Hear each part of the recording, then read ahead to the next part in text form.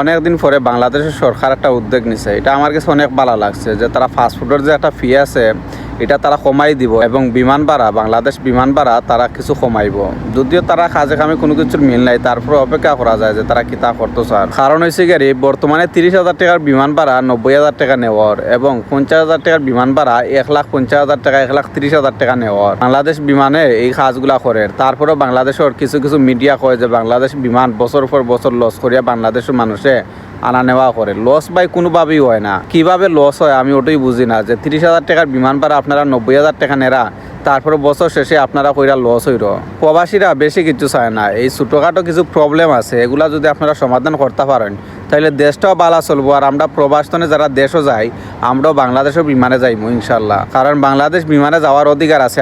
আমরা চাই আমরা দেশের টাকাটা আমরা দেশের ভিতরেই থাকুক। আমরা চাইলেও সস্তায় অন্যান্য দেশের বিমানে আমরা যাইতাম পারতাম, কিন্তু দিন শেষে আমরা পকেটের টাকাটা অন্য দেশে যাইবো। এর লাগে আমরা একটু বেশি টাকা দিয়ারিও আমরা বাংলাদেশ বিমানে যাওয়ার চেষ্টা করি।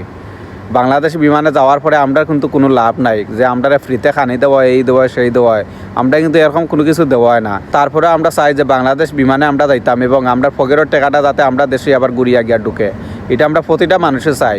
তো কিছু কিছু ছোটোখাটো প্রবলেম আছে এগুলো আপনারা সমাধান করতেই বা, যদি আপনারা এগুলো সমাধান করতে পারেন অবশ্যই দেশের অর্থনীতি আরও উপর লেভেলে যাইব।